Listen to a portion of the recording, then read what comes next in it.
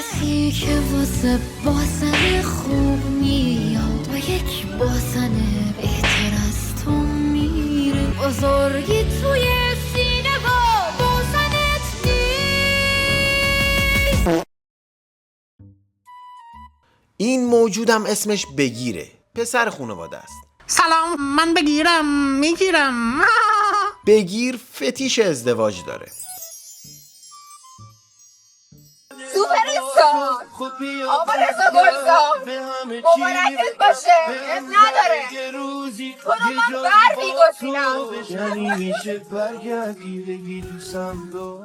منم تو را برمیگزینم.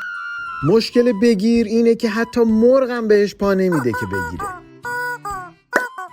من بگیرم میگیرم. شما گوه خورده زن من چیز میکنه پدر شد. بگیرم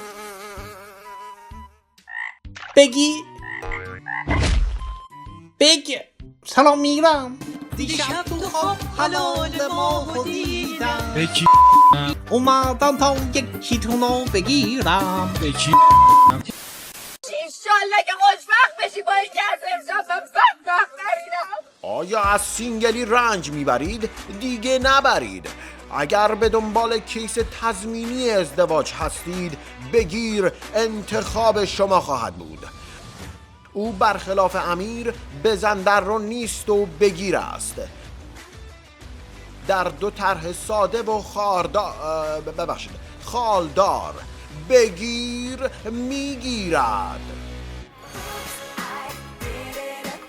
ببین خانم اسقری، من مثل سام نیستم که قهر کنم برم. من بگیرم 3 برابر سامم گیرایی دارم. من خودم تریسامم. برو بلند شو تخم سگ. به امام زمان یک چکی میدن که تو لوله دماغت خون در بیا.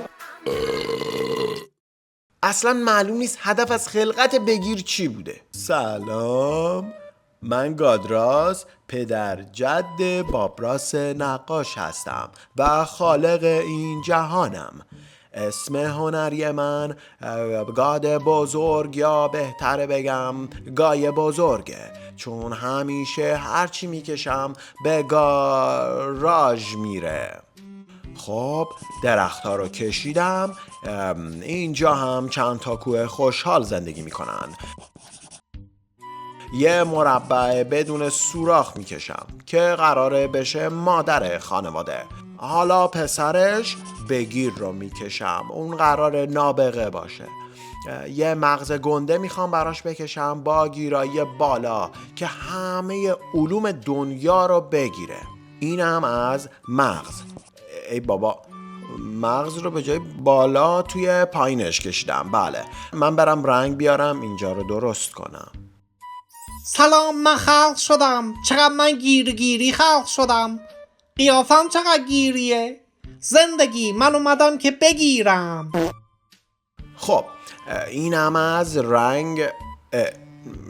نقاشیم کوش نصفمون که. و اینجوری بگیر متولد شد.